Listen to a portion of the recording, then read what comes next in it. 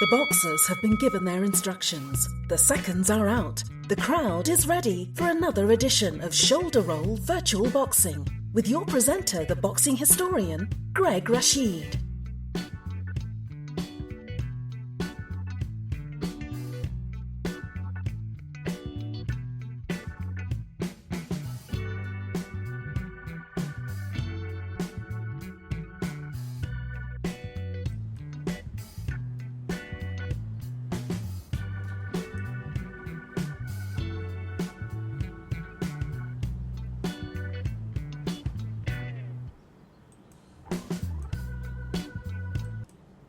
And I want to say Swati Cup to everyone out there. This is Greg Rashid with another edition of the Shoulder Roll Virtual Boxing Podcast. And yes, if you're new to the program, I'm in Bangkok, Thailand, loving retirement, but loving doing the show. Just love doing the show. And I want to thank so many folks all over the world who send in their compliments, who offer suggestions as far as fantasy fights, because we usually do fantasy fights on this program, and also we talk about what's going on in the world boxing currently.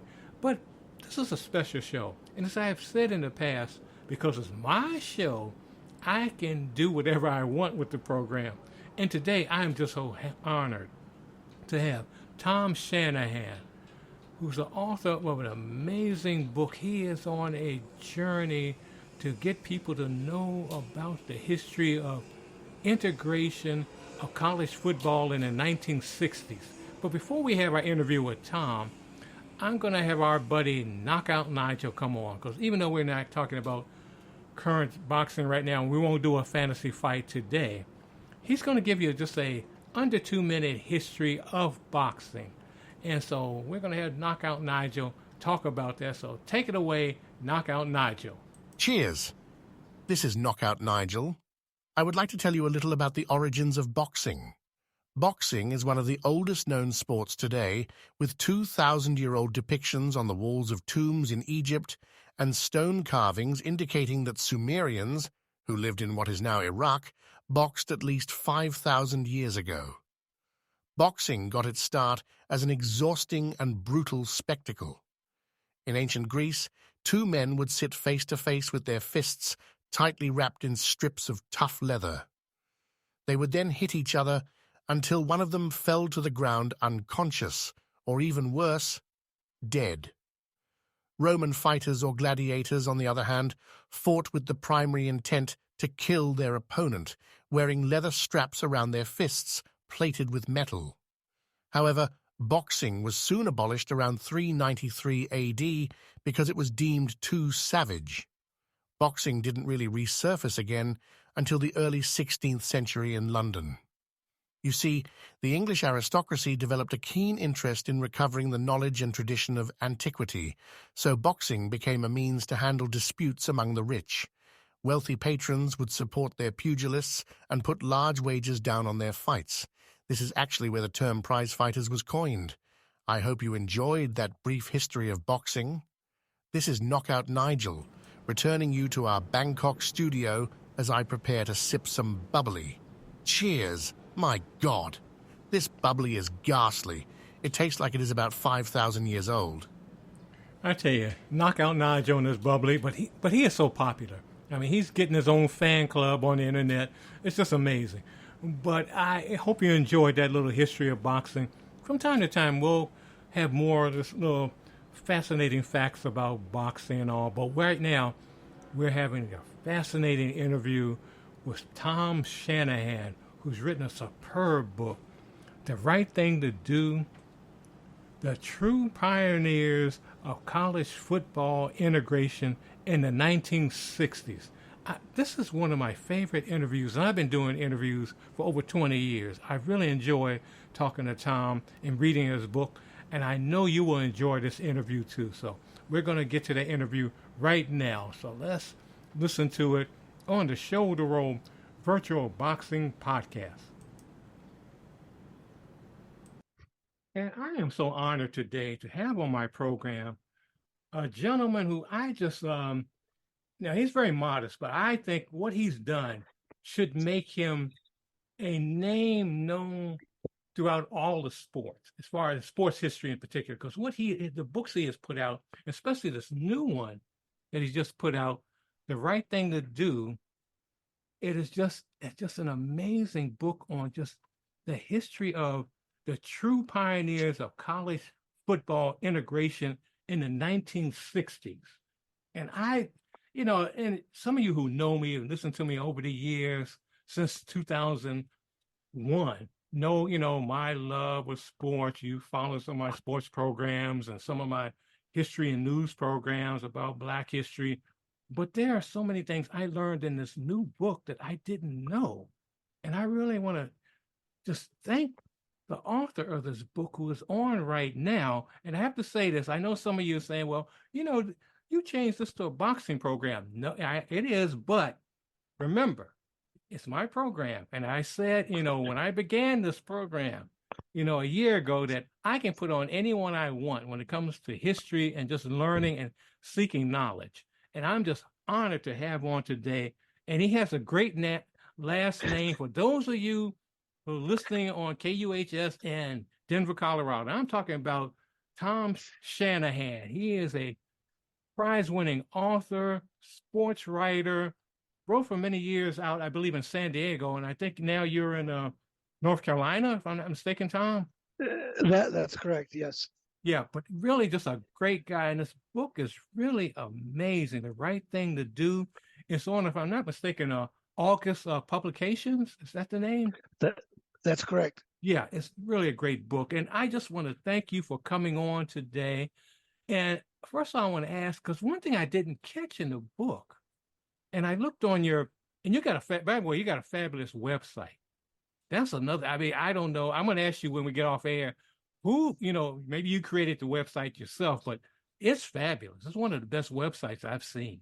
I mean, the information you have on there and how you lay it out is fabulous. Thank you. But I want to ask it's you. It's a labor of love. Yeah, I can, that comes out in your book. But one thing I didn't catch, and I want you to, maybe I missed it in reading the book and looking online, but what inspired you to really get into this whole thing about integration of college football in the 1960s? I know you're a grad of Michigan State, and I'm a grad of Ohio State University, but what was the one spark that said, why, this is a forgotten story. What is this? Yeah. And we know, and I know you're going to talk about the whole thing about Bear Bryant, but what was the spark that said, hey, I got to look into this? I was actually born in Cleveland, so I might have been on a path to Ohio State too. But my father got a job as a professor at Ferris State University, which is in Big Rapids, Michigan, north of Michigan State. Okay. And when we moved there, that was about the time that Bubba Smith and George Webster and Jimmy Ray were all playing for the Spartans, and they had this great team. And my family was always socially conscious. We were Kennedy voters, supporters of Martin Luther King and what he stood for. And I always knew, even as a kid, I was only in elementary school when they were playing, that there was something different about the Michigan State teams, that they had a lot of black players. And most in particular, that they had a black quarterback, because back in those days, there were no black quarterbacks. Right. So I was always aware of this, and it was always in the back of my brain. I always loved history. And as my career went along in sports writing, I also, when I was a kid, I read Harry Edwards' book, the Sociology of Sport, right, and learned about his role in the 1968 Olympics. So I always loved history, but when you become a sports writer, you kind of grind away at things. And as my sports writing career was winding down, I was fortunate in my time in San Diego to get to know Jimmy Ray's son, who is Jimmy Ray III. He was in the front office with the Chargers. And I approached him about hooking me up with his dad, and what I told his dad was, I don't think the Underground Railroad story has ever been properly told. We just have a thin outline of it that has been spread in college football lore. And then, of course, all the Michigan State players, Jimmy Ray, Clinton Jones, Bob Apisa, who the first Samoan All-American from Hawaii, because Duffy also had that Hawaii pipeline. Unfortunately, by the time I got to it, Bubba Smith and George Webster and Charlie Thornhill had all been passed away. But I was able to not only I got the cooperation from them, full cooperation, and I just started coming up with more things than I ever expected to find. The primary thing being that for the most part, the sports media of the 60s avoided race. So these milestones that Michigan State was recording and other black athletes were recording were simply being ignored. And that's what black historiography and critical race theory is all about. It's been politicized, but all that means is you're telling the story of a history of how it was told or wasn't told.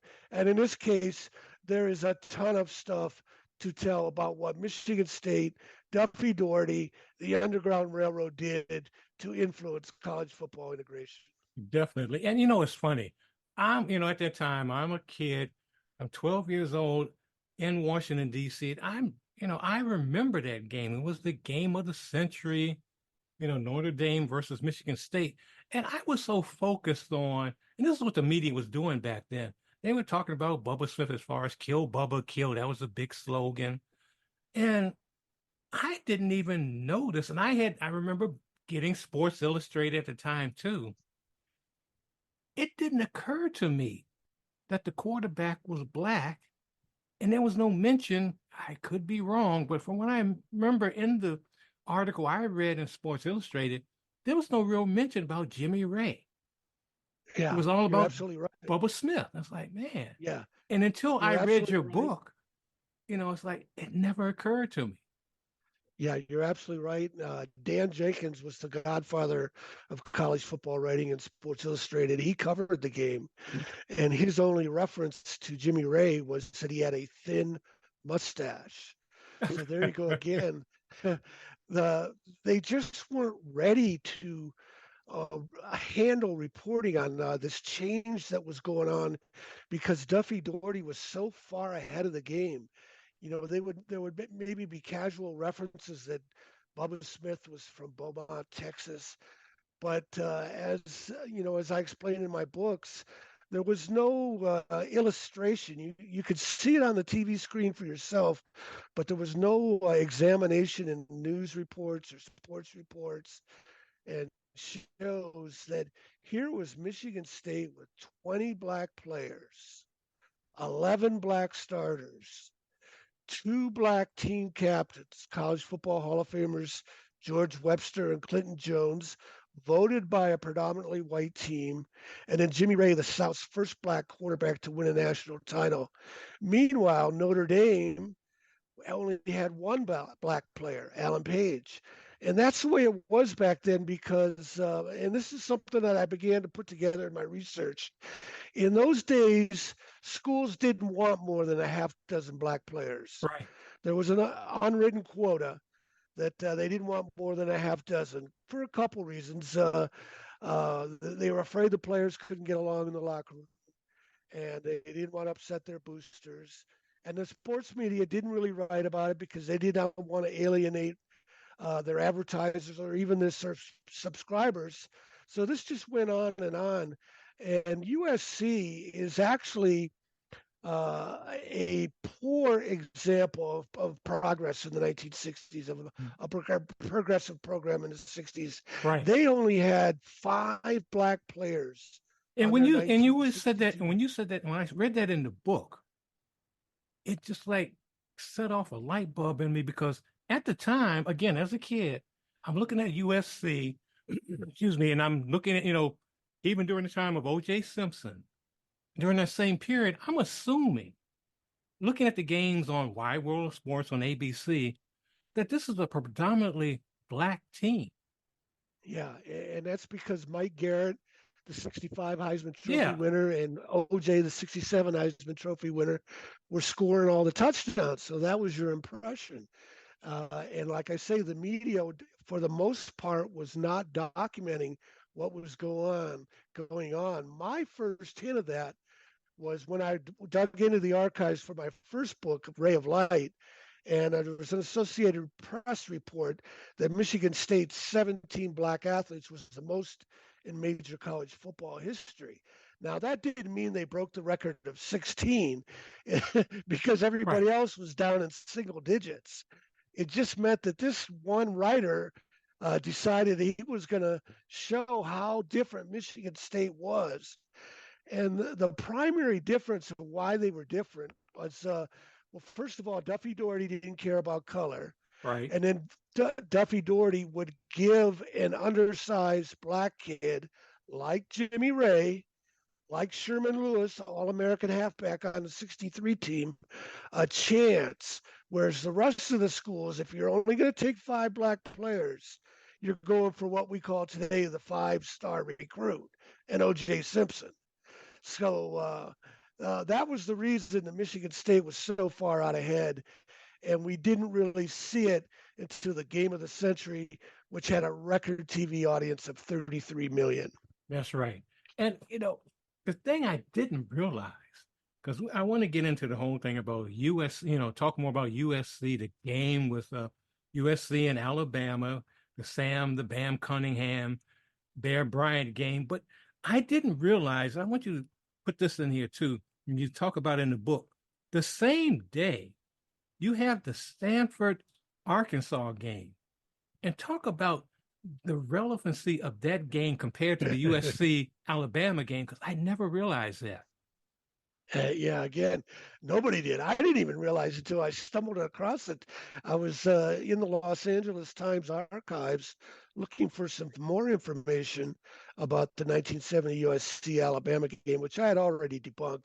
There was no overnight reaction. People weren't talking about how this was changing sports. Those myths weren't made up until 20 years after the game. It was made up by USC myth makers to aggrandize their own school. And then, of course, Alabama was quick to embrace it because it covered up Bear Bryant's long track record of having segregated teams. But anyways, I was looking through the LA Times, and here was a story about Stanford the same day playing at Arkansas. And the Stanford Arkansas game was the one nationally televised, not USC Alabama.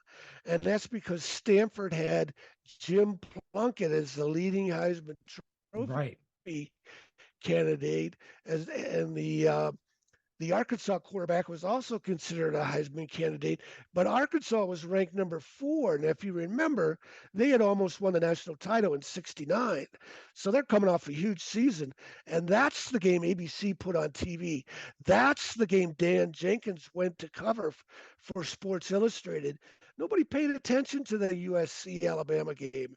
And in fact, Dan Jenkins, in his Stanford, Arkansas story, talks about John Richardson, the first black player at Arkansas, making his debut, because back in those, he was as a sophomore. Back in those days, freshmen weren't eligible. Well, that's another strike against his USC Alabama myth, because USC didn't sign a black player until 1970. They were behind Arkansas. Actually, they were behind everybody. The Alabama was the 7th of 10 SEC schools to sign a black player. Bear Bryant was at the back of the bus, but he's had the greatest folklore and Right. myth-making machine in the history of sports behind him, and they've completely changed the narrative. And I always thought, in my little mind, I always thought that Bear Bryant, became this pioneer, that he just opened up the SEC, just the South in general. Yeah. But Yeah. as your book shows, and Greg, getting back to your question, I skipped over the part. I was going through the archives, and I started reading about how the fullback at Stanford ran wild. He had 49 total yards and 3 touchdowns. That was more yards and more touchdowns than Sam Cunningham at USC. And his name was Hillary Shockley. That didn't ring a bell with me. So I said, if this guy is black, it'll be unbelievable. Not only was Hillary Shockley black from a Los Angeles high school, but and he was the fullback, but the tailback was black, a guy from Tacoma, Washington, and then of course Jim Plunkett was Hispanic. So here you had Stanford with an all-minority backfield the same night with a more important performance than USC. But the only thing you hear about is USC, the all minority backfield, Sam Cunningham, Bear Bryant tricking his racist fans by inviting Sam Cunningham to come down and run over his team so that George Wallace would let Bear Bryant, recruit black players. Well, George Wallace wasn't even in office in 1970. Yeah, that's He'd been out of office. that's He'd so been out funny. of office When I read since that, I said, I 1969. forgot that. Yeah. And then the other thing is Cunningham wasn't even the starter. It was a guy named Charlie Evans who was a white fullback and who was good enough to go out and play in the NFL. And he doesn't get mentioned in this myth at all. But he also scored a touchdown that night. And it's fun. If anyone's ever been to USC, as far as if not actually attending the school, just visiting the campus, USC is right in the middle of it at the time a black community. It's in Watts, actually. And you would think, I guess that's the assumption because of that. The assumption would be that, oh yeah, they have all these black football players there. Yeah, No. Yeah. Like I was saying, they had 5 black players on their 62 national title team, 7 on their 67 national title teams. And with the population and diversity of Los Angeles, you had to work hard to keep your numbers down that low. Right. I mean, you had to. There's a and conscious effort. Here's another insulting thing about USC that they got away with this myth. Showtime did a documentary on the 1970 USC Alabama game that just has wildly inaccurate statements, and but because it's narrated by Tom Selleck, it gets a lot of a veneer of credibility. But early in the film, they talk about Bryce Taylor.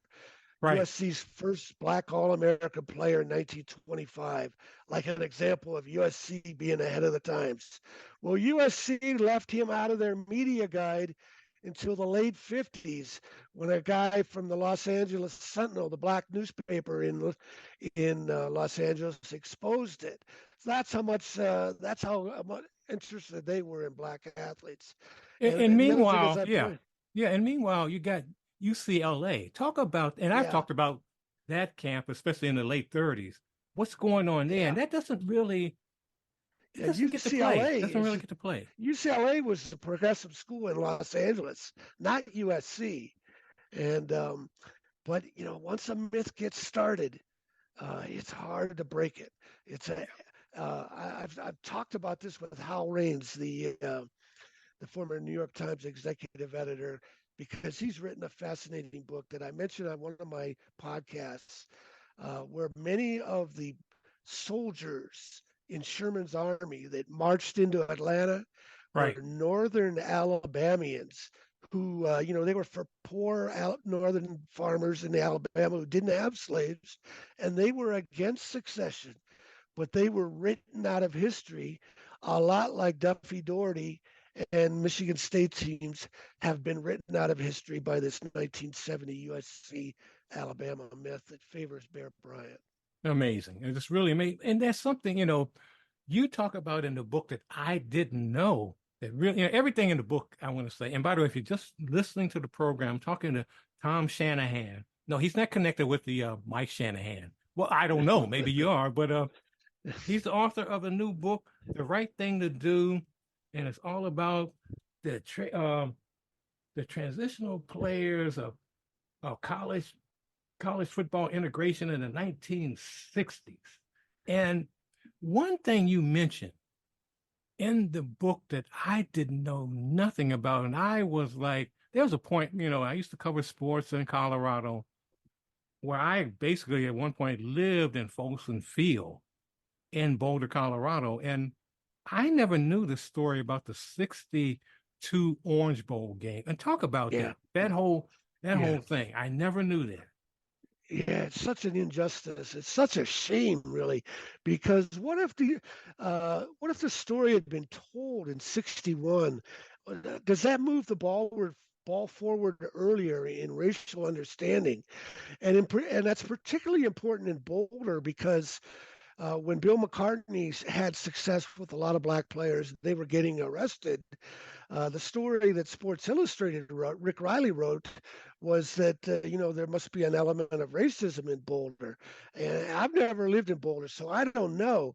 But my point is, Riley was starting from this example in the late '80s, where actually Boulder's story goes back to 1961, where Joe Romig, the team captain, Rhodes Scholar, College Football Hall of Fame, and Chuck McBride, who was also a team captain, later better known for his time as Nebraska's defensive coordinator of the Black Shirts. They threatened to boycott the 1962 Orange Bowl if their 5 black player teammates, that's all, just 5. They stood up for 5 black players. If they were not allowed to stay in the same hotel, eat in the same restaurant, ride the same buses as any other American citizen. And how this story got ignored is just unbelievable and such Yeah. a shame. But it's really not unbelievable if you also looked at this was what was unbelievable to me. That same year in 1961, and I won first place from the Football Writers Association of America for this story. Bear Bryant was maneuvering behind the scenes to sneak in to the 1960 Rose Bowl because there was a lapse in the Big Ten contract with the West Coast. And when UCLA's players, 8 black players, again, more than UCLA's 8 black players, led by Kermit Alexander, got wind of it, they were upset and they threatened to boycott the Rose Bowl. And the point being, Kermit told me that if we can't play on their field in Alabama, why should they be able to play on our field in Pasadena? So this story really, Jim Murray did write about it, and when he exposed it, it blew up Bear Bryant's scheme. But the story has been misconstrued over time because there's a subplot that Ohio State won the Big Ten, and the faculty voted they weren't going to let Ohio State go because they were afraid Woody Hayes was turning Ohio State into a football factory, Right. which is so funny when you think back on it. And the way that story is told to favor Alabama, and it was again when Alabama played in the Rose Bowl against Michigan. I wrote this ahead of time. Watch, this is going to happen. And that's what Alabama people were writing. They wrote that once Ohio State was out of the picture, people started saying, wouldn't it be nice to let Alabama, Bear Bryant, coach in the Rose Bowl since he also played in it? But that's not what happened. Bear Bryant was maneuvering before Ohio State ever clinched the Big Ten title, and the faculty vote wasn't until after the title. So that's all backwards. Bear Bryant was scheming from the beginning, and once the UCLA players, with the help of Jim Murray, exposed it, it blew up. And at the same time, you had this going on with Colorado's magnanimous team standing up for just 5 black players. That can't be emphasized enough. Right. So here's these 2 great moments in racial progress being made in college sports, and the media ignored them all. And the only way I got onto it, I always knew that I got onto the Rose Bowl thing because Jim Murray wrote about it. And when I decided to dig in more to it, that's when I was able to show that the Ohio State timeline and the Bear Bryant maneuvering timeline were overlapped.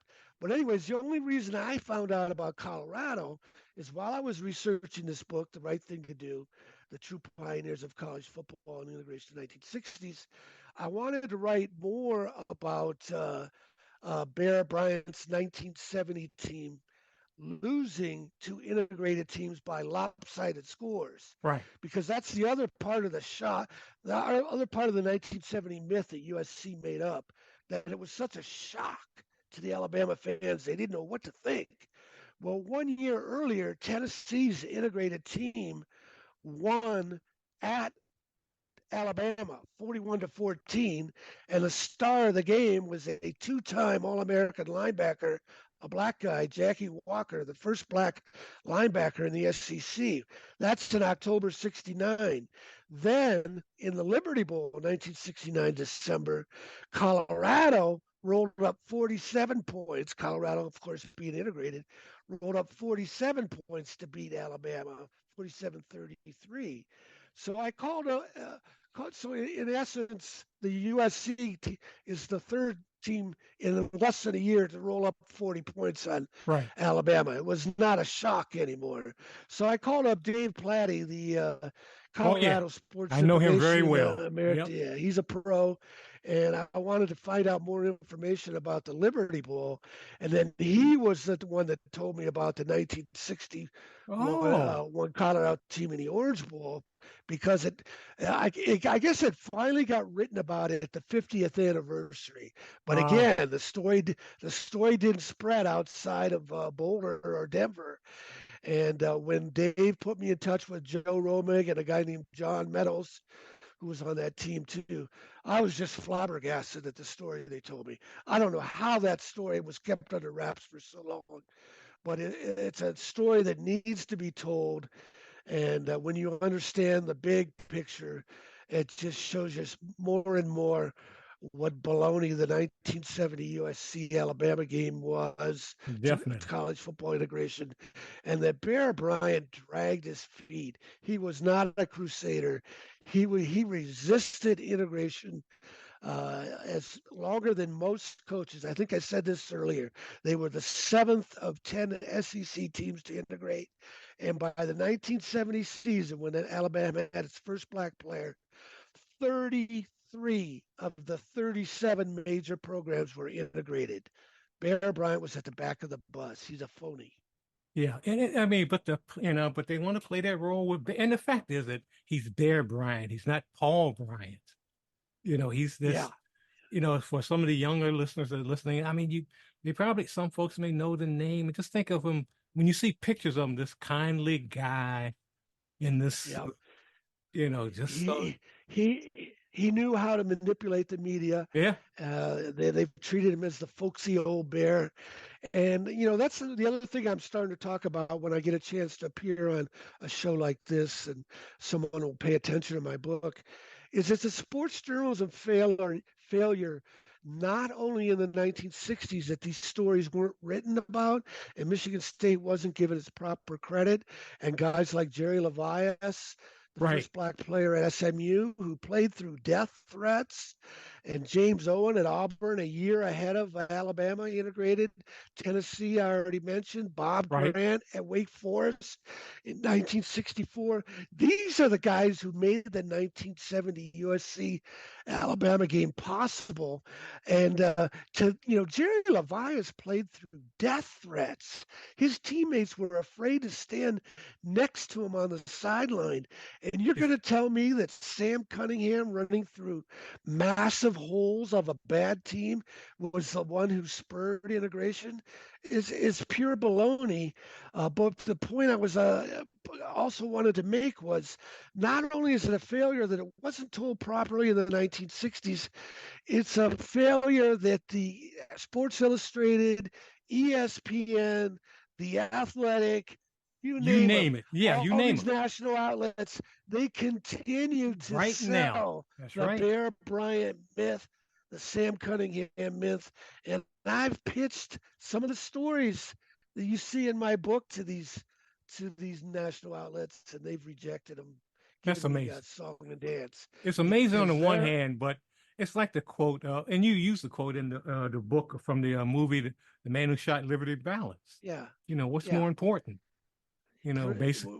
Go print the legend, right? That's right. Forget the facts. But I also, But I also think they're all afraid of Bear Bryant's legacy. They don't want to take it on.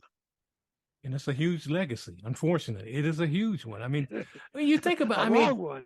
Yeah, and I mean, there have been movies. I mean, besides documentaries out now, movies made about him. But Duffy Daugherty, if I'm not mistaken, I don't think there's been a movie. There have been some documentaries, but an actual movie about him, about what he Not did. a movie, not a documentary. No, Been completely stripped of his throne by these myths that are easy to break apart. You read my book. You read my book. Jack Ebling, who has a Lansing Sports Radio show and has been supportive of my work, he said you have to have a learning disability to read this book and still think Bear Bryant was a hero. that's right. I mean, if you believe that, I got some land, I will sell you some quicksand or something. I'll sell it to you. But one thing you forget, you didn't mention as far as talking about CU. Talk very briefly about who the coach is. But you forgot to mention that. And that's in the book. That's very important. Yeah. Well, that all kind of just tied together. It was an interesting thing. I mentioned about how I learned about it from Dave Plati. I started to realize after I wrote Ray of Light, focused on Jimmy Ray and the 65, 66 teams, because I say that Jimmy Ray is Bubba Smith was the most famous Michigan State player because he was in the police. Besides being a legendary football player, he was in the Police Academy movies. George Webster is unquestionably the greatest. Nobody disputes that at Michigan State, even the guys on those 65, 66 teams. But I say in Ray of Light that Jimmy Ray is the most socially significant because he broke down barriers as a black quarterback and then as a black coach. Although he didn't get his chance as a head coach, he was still a mentor to many black coaches. He was only the second black coordinator in the NFL in 1983 with the Los Angeles Rams. And Tony Dungy on down looks up to Jimmy Ray as a mentor. But anyways, as I did all that research, later I started to realize that Duffy's first staff was in 1954 when he was named head coach. On that staff was Dan Devine, Bob Devaney, Bill Yeoman, and then Sonny Grandelius, who went off to Colorado. And I started to realize that all of these guys at the schools they went to followed Duffy's blueprint of ignoring the quota limitations of the time. So that meant Dan Devine was recruiting more black players at Arizona State. And when he left for Missouri, he had brought with him Frank Cush, another Michigan State man. Right. He was a player on those Duffy Daugherty Biggie Munn teams. And Frank continued what Dan started. So then Dan goes to Missouri, and Missouri, whoever tells you this, Missouri had 2 black players in 1958. They were the first team in the South with black players. Although it's not the Confederate South, it's still the South. Who knows that fact? And then Dan Devine was the coach, and he had Missouri up in double digits with black players in the 60s. And then this part surprised me. Even when he went to Notre Dame in 1976, because remember, I told you Notre Dame only had 1 black player in 1966. And when Dan Devine's first full recruiting class was 1976, he had 10 black players. One of them was Vegas Ferguson. They're all American. Right. And Vegas Ferguson helped me with the research on this because Notre Dame Sports Information Department only helps national outlets. They're not very helpful. Really? But anyways, oh yeah. That's a story in itself. Yeah, that's another story. It wasn't that way when Roger Baldessari was there in the era Parsegian ways, but it is now. They don't even return your calls. So anyways, Vegas was happy to help me. I like to say he's the first All-American who's ever worked for me. He went through all the information because he had always been thinking about it himself. And the 10 black players in his recruiting class, his freshman class, was the most in Notre Dame history under Dan Devine. Bob Devaney goes to Wyoming, recruits their first black players. Then he moves on to Nebraska, and he recruits a fully integrated team in Nebraska, wins 2 national titles. Bill Yeoman goes down to Houston, desegregates Houston with Warren McVay in 1964. And then in addition to that, and then Sonny Grandilis, I mentioned, went to Colorado. In addition to those guys, Earl Edwards had coached with Duffy and Biggie Munn before he went off to North Carolina State. He desegregated NC State's program. And then one final name, Chuck Fairbanks, who, like Frank Kush, played on the Biggie Munn, Duffy Doherty teams. He was the head coach at Oklahoma.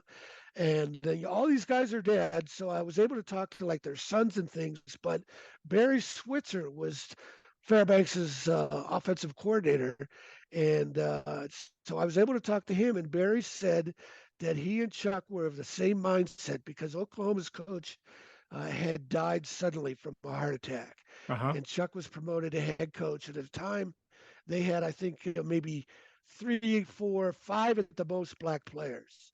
And Barry Switzer told me that he and Chuck were of the same mindset. They were going to recruit as many black players as they wanted at any position, and that's what Oklahoma did. So then next, you have the 1971 game of the century, Oklahoma and Nebraska, and Duffy Doherty's fingerprints are on those because Devaney was a Duffy assistant, and Chuck Fairbanks was influenced by Duffy Doherty. I mean, yeah, it's just so amazing. It just goes on and on and on. And you don't, and it's a shame that people will talk about the coaching tree of Bill Parcells in sports or Bear Bryant, their coaching tree. They'll talk about Mike Shanahan's coaching tree, but you never hear about Duffy Doherty's and his relationship to so many schools, including CU, Colorado University. And, Tom, I could talk to you about this all day. I mean, I got to get you back on. I got to get you back on to talk about the children's book you have. I got to check that out. About the underground. Yeah. I had to check that out. But what do you want people to get out of the book? What is your main? What was your main goal? I want people to honor the true pioneers. They're the ones who have been shoved into the shadows. Not just shoved into the shadows, but shoved into the shadows by fiction, deliberate fiction made up by USC people and embraced by Alabama people to hide Bear Bryant's dismal record on integration. And these black players, not just Duffy Doherty and the Michigan State teams and the Duffy Doherty coaching tree. It's not just them, because what Michigan State was doing helped push open doors in the South because it was running parallel to what Martin Luther King was doing. So you had your first black players at Kentucky in 66, Tennessee in 67, Wake Forest in 1964. Houston with Warren McVeigh in 1964. And again, I like to say this as many times as I can. Auburn, 1969, 1 year before Bear Bryant in Alabama. The big excuse for Bear Bryant apologists. Oh, Bear Bryant couldn't sign a black player, or else George Wallace would have fired him. Well, nobody fired Auburn's coach, Shug Jordan, and he was a year ahead of Bryant. That's right. And as I mentioned earlier about Jerry Levias, had the FBI escorting him to and from the locker room because they deemed the one death threat against TCU to be credible. And he played through that game and scored a 68-yard touchdown catch, which clinched the Southwest title for SMU. And we could do a whole show around him alone. I mean, that story is something. But I'm sorry to cut you off because we have to go now. But how can people get a hold of you, Tom? Yeah, because I want to have you back on. First of all, my website is tomshanahan.report, and my contact information is on there, and also purchase links to The Right Thing to Do, Ray of Light, and my children's book that you mentioned, Bubba's Dad, Duffy, and College Football's Underground Railroad.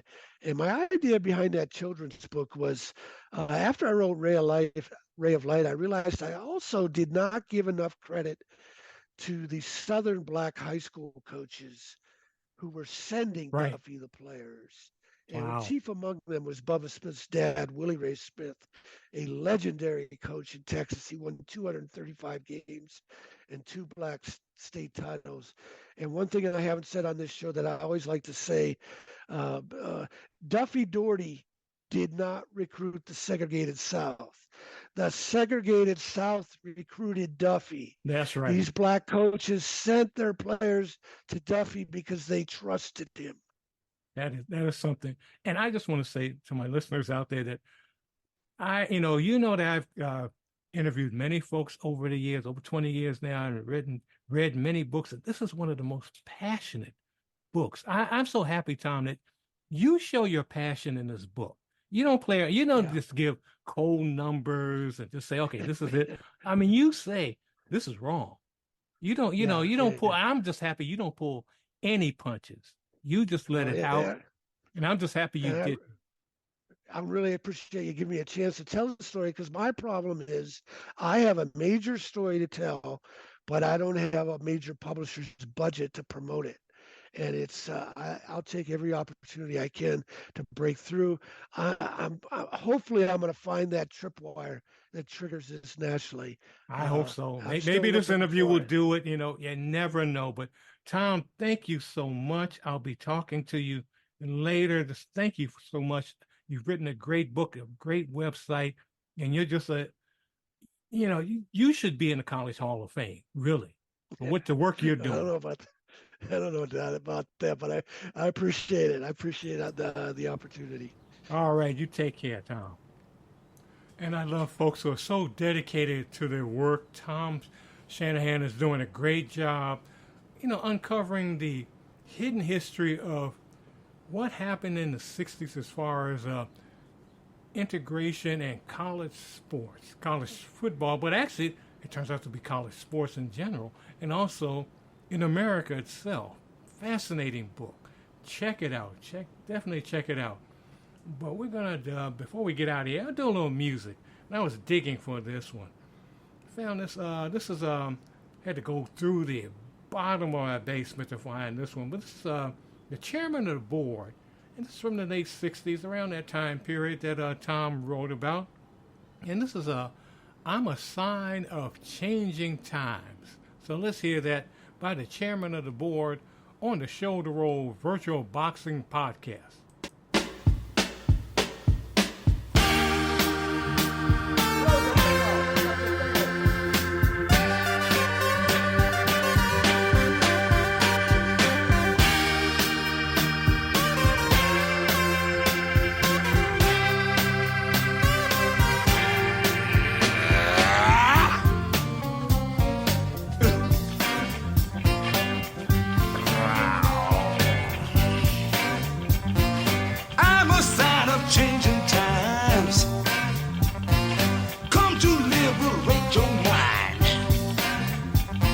Forget the way things used to be.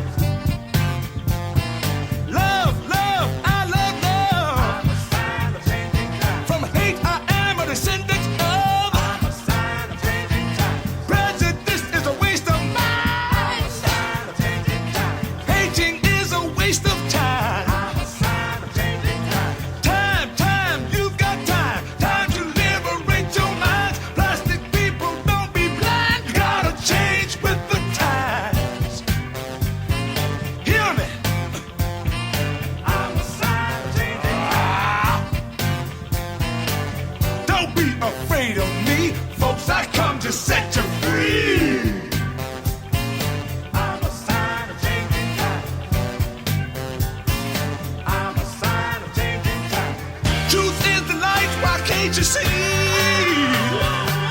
I am the way things ought to be. I'm a sign of changing times. Come to liberate your mind. Forget the way things used to be. Time marks on, come go with me. I'm a sign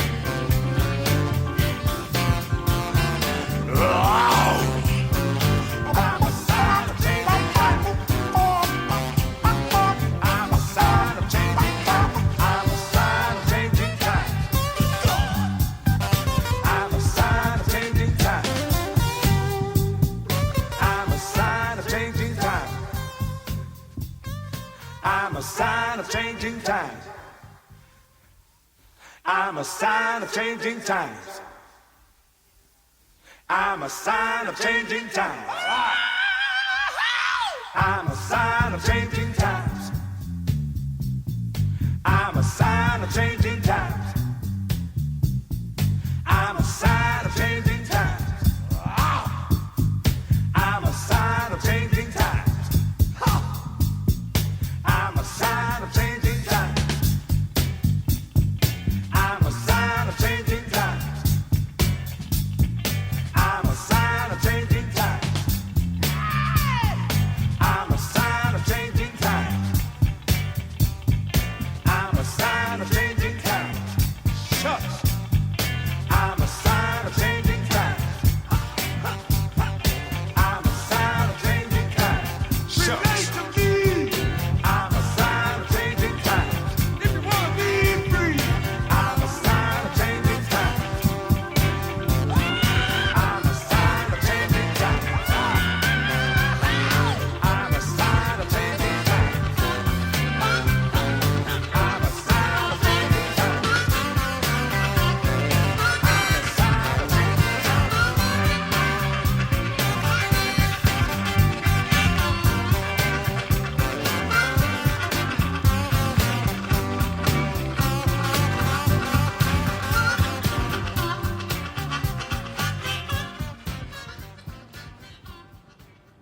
Boy, I'm got so dirty here going through the basement trying to find that one, but I hope you enjoyed that. That was the chairman of the board from 1969, and I'm a sign of changing times. And we're getting ready to get out of here now. Hope you enjoyed the interview. I know you did with Tom Shanahan talking about his new book. And please get that book. Please get it. The right thing to do. The right thing for you to do is to get that book. It's on August Publications. Check it out. Great book, and as well as his other books about the integration of college football in the 1960s. But again, this is Greg Rashid on the Shoulder Roll Virtual Boxing Podcast. Go in love, go in peace. Help someone along the way. But every day, when you wake up in the morning, get up, look in that mirror, hug yourself and say, I love myself. And if you're sight impaired, get up, hug yourself, and say, I love myself. Because if you don't love yourself, you can't do anything. You can't do a single thing. You don't love yourself. I mean, it's no point even getting up some days. But anyway, love yourself. Because we all are in this together. We're on the same spear together. So do what you can. There's a lot of problems in the world, a lot of wars going on, but you can do something in your own way, bringing some positive energy to whatever community you are in this world. Help a senior, help a young person, do what you can. Help your neighbor, help those in need, do what you can, because we're all in this together. So again, this is Greg Rashid. Go in love and go in peace. We'll see you next time on the Shoulder Roll Virtual Boxing Podcast. And remember, you want to be a Patreon? Go to my Patreon site, Shoulder Roll Virtual Boxing Podcast, and donate what you can, $1, whatever you can, $1 a month, $1 a week, whatever you can, to keep this show rolling so we can get some better equipment. Also go to my Buy Me a Coffee site and donate whatever you can, $1 or so.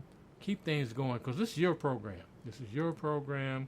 We depend on you out there to keep things rolling. So again, this is Greg Rashid. Go in love, go in peace. See you next time on the Shoulder Roll Virtual Boxing Podcast. Thanks for tuning in, my friends. See you next time for another edition of the Shoulder Roll Virtual Boxing Podcast. Please don't forget to like, share, comment, and subscribe to this podcast. Thanks.